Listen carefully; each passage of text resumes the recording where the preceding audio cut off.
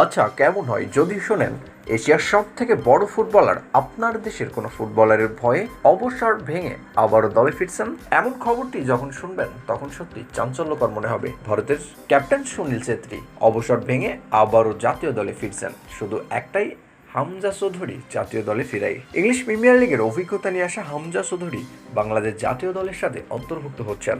আর সেই খবর পেয়ে ভারতের বিপক্ষে ম্যাচের আগে অবসর ভেঙে 40 বছর বয়সী সুনীল ছেত্রী আবারও দলের সাথে যুক্ত হয়েছেন। খেলবেন বাংলাদেশের বিপক্ষে এবং হামজার বিপক্ষে একটি ম্যাচ। বয়সটা 40, এ বয়সে এসে বুটজোড়া তুলে রাখারই কথা, কিন্তু এ বয়সেও অবসর ভেঙে আবারও জাতীয় দলে ফেরাটা চারটেখানি কথা নয়। 40 বছর বয়সে এমন অসাধ্যকেই সাধন করতে যাচ্ছেন সুনীল ছেত্রী। অন্যদিকে সব থেকে বড় সৌভাগ্যের ব্যাপার, আমাদের দেশেও একজন আন্তর্জাতিক মানের এমন ফুটবলার আছে।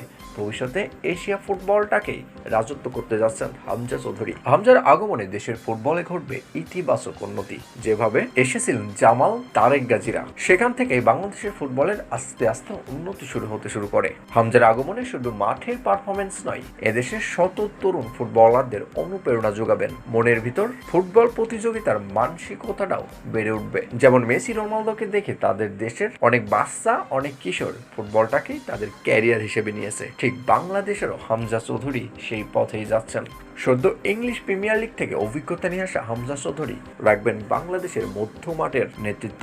বাংলাদেশ ফুটবলের স্ট্রাইকিং পজিশনে থাকবেন মোরসালিন, রাকিব, রহমত মিয়া। আর মিড মাঠের সব থেকে বড় ভরসা হবে জামাল ভুঁইয়া, হামজা চৌধুরী। হামজার নেতৃত্বে মধ্য মাঠ থেকে শুরু করে নেতৃত্ব দিবে স্ট্রাইকিং পজিশন পর্যন্ত।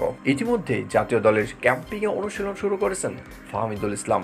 ইটালিয়ান এই প্রবাসী ফুটবলার সরাসরি সৌদি আরবে ন্যাশনাল টিমের সাথে যোগ দিয়েছেন। বাংলাদেশের রক্ষণ ভাগ্যের সব থেকে বড় দায়িত্বটা পালন করবেন তপু বর্মন, তারেক গাজী, সাথে যুক্ত হয়েছেন ফাহমিদুল ইসলাম।